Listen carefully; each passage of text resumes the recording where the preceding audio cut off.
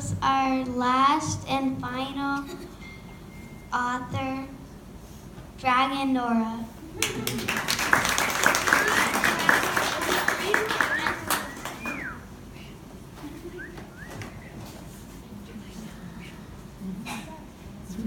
Wow, I am an excellent reader right now. Mrs. Nora, can you tell us who are you dressed as? Today I am dressed as a dragon Why did you choose to dress as a dragon? because it is my main character. The Story of the Two Dragons by Nora. I dedicate this book to Leela. You are such a good friend to me. Once upon a time there was a dragon that lived in a very hot and gray desert with rocks everywhere. Her name was Rocky, and she was queen of the desert. She was kind and cared about other dragons. She would walk around the desert, making sure no dragon was making a bad choice. She lived in a fancy cave, but sometimes with other dragons. On the other side of the desert was a fire dragon that was horrible and mean to other dragons. He would take and steal their food. He was red and he had spikes down his back.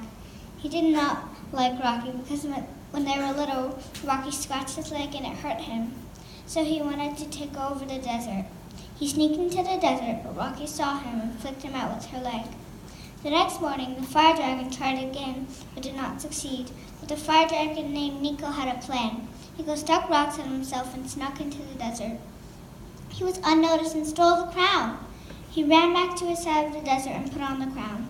The next day, he walked into Rocky's land, but Rocky saw him and saw the crown on his head and said to give it back. But Nico did not. Rocky got very mad and attacked Nico. Nico got knocked to the ground, but an amazing thing happened. Nico's scratch turned into a scab and did not hurt him anymore. Nico gave the crown to Rocky, and they were best friends, and they lived happily ever after.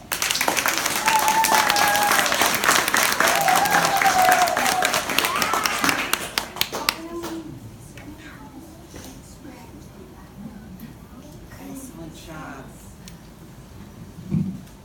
First graders, I'm so impressed by you every day, but especially today. Can you all stand up and turn and face the audience? Let's give them one more big round of applause. All right, back row, can you please have a seat? Back row, have a seat. And then just the readers from today, or from right now, can you stand up and let's give a bow to our audience. And let's have a seat. Nicely done. So I just want to thank you all so much for coming. This has been such a pleasure to work with all of these amazing first graders all year long. This is always such an emotional day for me because it's so much fun, but it's also sad because I see you have learned so much and you do such an amazing job, and then I have to give you away to second grade. So I'm still working on trying to keep you for one more year. So we'll see. We'll see if they'll let me. So right now we are going to kind of quickly and orderly use our parents to help us to change out of costumes so that we can head over to lunch.